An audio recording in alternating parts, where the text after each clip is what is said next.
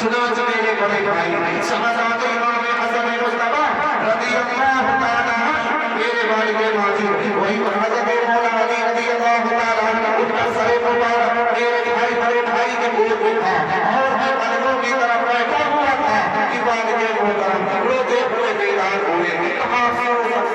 تو میں نے عرض کیا اے والد محترم کیا ہوا تو انہوں نے کہا اس میدان میں خون کی ندی جاری ہے خون کی دریا جاری ہے اور میرا حسین میرا نام جگر میرا پیارا حسین اس دریا میں ہاتھ مار رہا ہے مجھے دیکھ کر فریاد کر رہا ہے مجھے دیکھ کر پکارتا ہے تو میں نے اسے صبر کی تلقین کی امام حسین نے فرمایا ابو تو اٹھا دو سماعت اٹھا دو دینے لگا دو یہی وہ مقام ہے جس کے متعلق میرے نانا جان نے مجھے خبر دیا تھا چنانچہ روایت میں ملتا ہے کہ جب آپ کے ساتھیوں نے خیمہ لگانے کے لیے میدان اندر بنا تھا کوئی پتھر اٹھایا تو اس کے نیچے سے تازہ خون نکلا جب کسی درخت کی کوئی شاخ ہوئی تو اس سے تازہ خون نکلا تو حضرت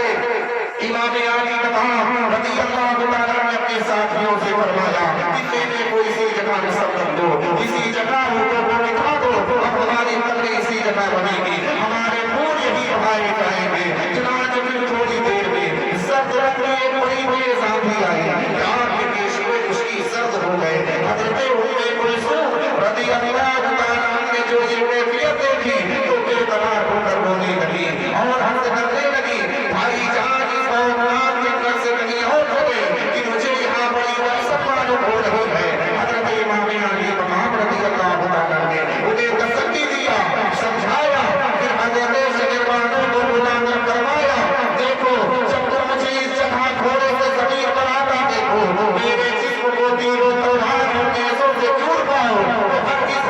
اپنے سر کو بنا نہ کرنا اپنے سینے اور ماتھے کو نہ پیٹنا اور اپنے سینے ماتھے کو نہ پیٹنا اپنے بال کو نہ پھوڑنا کیونکہ میرے نانا جان نے ارشاد فرمایا ہے کہ جس نے اپنا گرفتار کیا اور اپنے رخساروں پر کہاں سے مارے وہ ہم نے نہ رہا لہٰذا اس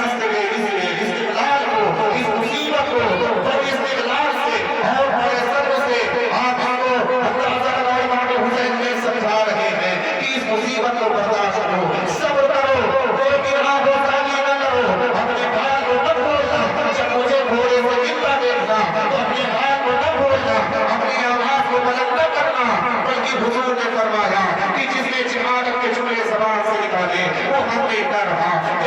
لہٰذا اس مصیبت کو نہایت استقلال سے برداشت کرنا کہ یہ مصیبت تمہارے اور ہمارے لیے بڑی عظیم نعمت ہے پھر اس کے بعد ایک روایت ملتی ہے صاحب ایک روایت اس طرح نقل فرماتے ہیں کہ حضرت سیدنا امام علی مقام رضی اللہ تعالیٰ کی خدمت میں حضرت ابن عطف سے کہنا بھیجا کہ حضور ابن زہرا کی دشمنی پر لگا ہوا ہے اور وہ ایک بڑا دستخط آپ کے مقابلے کے لیے پہچانے کربلا میں بھیج رہا ہے اس لیے حضور سے میری گزارش ہے کہ آپ رات کو میدان کربلا سے نکل جائیں مجھ پر جو گزرے گی میں سے ہوگا چنانچہ حضرت امام علی مقام کے حکم دعائیں کرنا بھیجی محض حضرت ان کی دلجوئی کے لیے آپ رات پر سفر فرماتے رہے لیکن جب صبح ہوئی تو اپنے آپ کو اسی جگہ پایا جس جگہ سے چلے تھے حضرت امام علی مقام ساتھ محمد الحرام تک آپ برابر سفر فرماتے رہے لیکن جب صبح کو دیکھتے تھے تو جہاں سے چلتے تھے اسی جگہ پر اپنے آپ کو پاتے تھے تو حضرت امام علی مقام نے ساتھ میں محبت کو پھر وہی پر آپ نے قیام کیا چنانچہ ابن صاحب نے ابن صاحب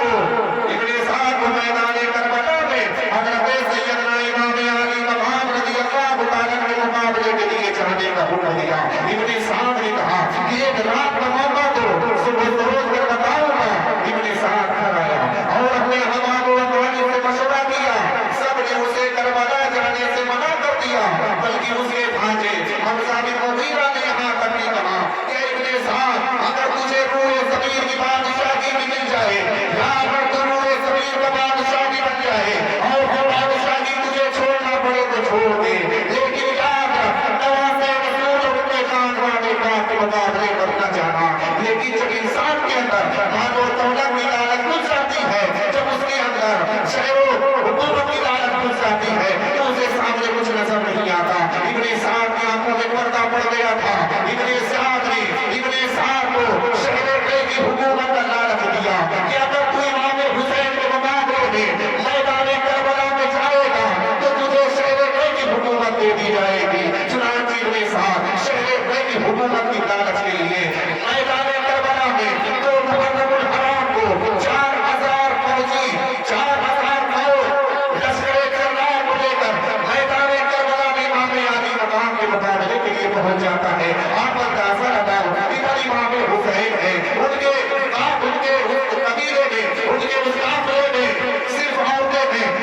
ہیں، جوان ہیں، آپ اندازہ لگاؤ ان کے مقابلے کے لیے ابن اسحاق نے 4000 یزیدی فوج کا ایک بڑا دستہ میدان کربلا میں بھیجا، اور ابن اسحاق میدان کربلا میں امام علی مقام کے مقابلے کے لیے 4000 فوج کو لے کر پہنچ گیا، دونوں جہان کی رسوائی اور موسیقی موڑ لے گئے۔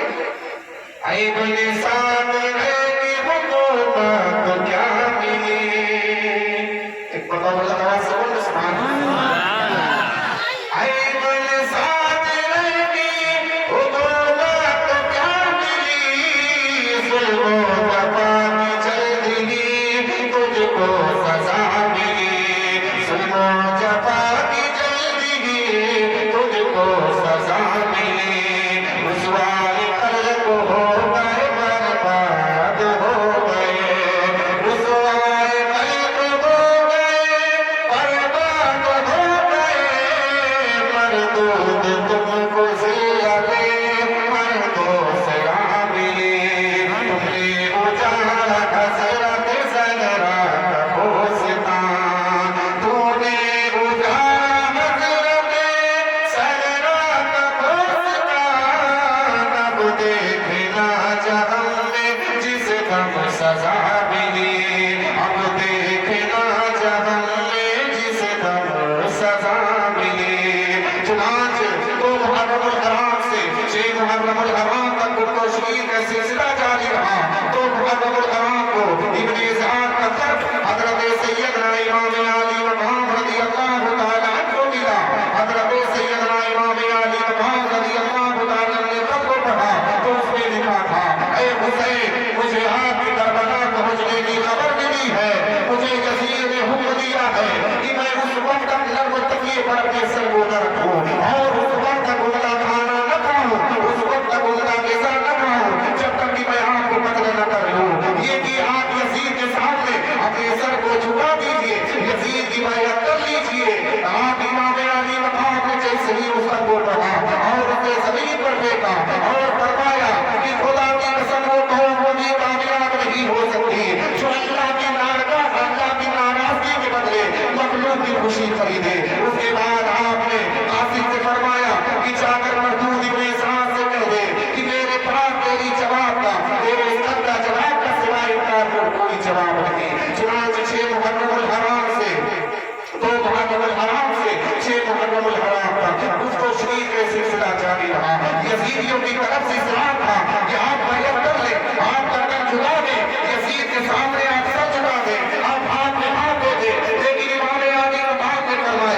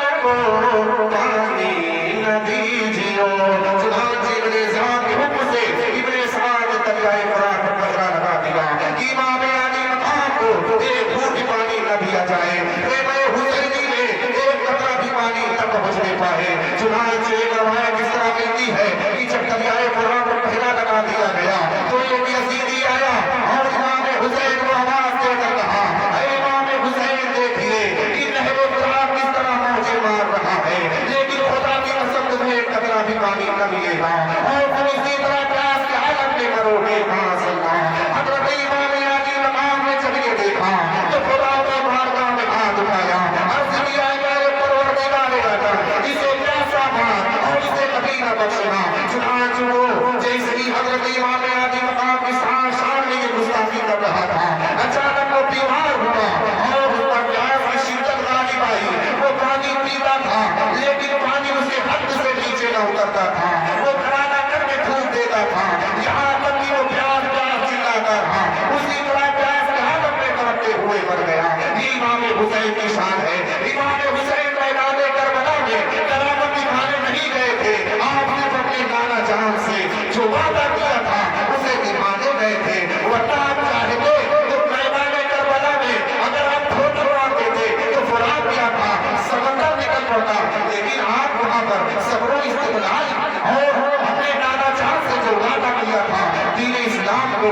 बचाने के लिए इमाम अली मकाम ने इतनी बड़ी कुर्बानी पेश कर दी। अज़ीज़ान मिल्लत इस्लाम यहाँ पर अंदाज़ा लगाओ इमाम अली मकाम की वो शान कि आलम मलाइका भी हैरत में आ गया होगा। वो साबिर कदमी आपने दिखाई कि आलम मलाइका कि फरिश्ते भी हैरत में आ गए होंगे। हज़रत इमाम अली मकाम को देखकर आप अंदाज़ा लगाइए पानी बंद कर दिया गया है। इमाम अली मकाम पर 9 मुहर्रम हराम को जब यजीदियों ने देखा कि अब तो पानी भी बंद कर दिया गया है, तब भी इमाम अली मकाम यजीद के सामने अपने सर को नहीं झुका रहे हैं, यजीद की बैत तस्लीम नहीं कर रहे हैं। तो इब्ने साहब इमाम अली मकाम के पास आता है और कहता है,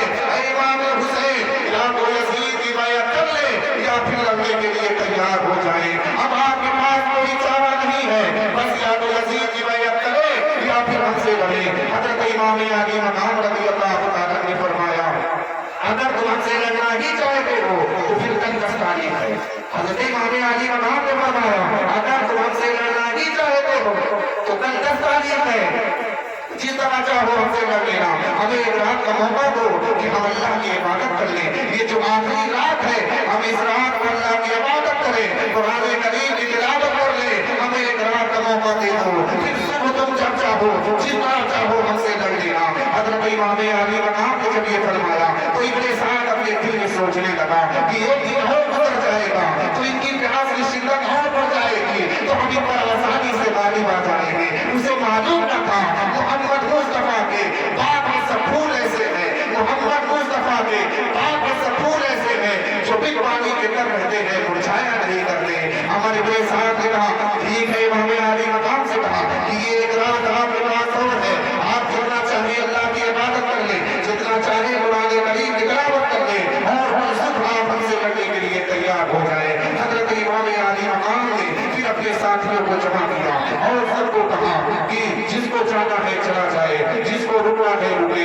इसलिए कि कल शहादत का दिन है, कल मौत का दिन है। मैं सबको बखुशी इजाजत देता हूँ, जो जाना चाहता है चला जाए। तो इंशाअल्लाह ताला कल इसकी तफसील मैं आपके सामने पेश करूंगा। फिर आपके साथियों ने क्या जवाब दिया था इमाम अली मकाम की बारगाह में जब इमाम अली मकाम उन्हें भेज रहे थे। इंशाअल्लाह ताला कल इसकी पूरी तफसील मैं आपके सामने पेश करूंगा। यजीदियों ने इमाम अली मकाम पर जो जुल्म और सितम किया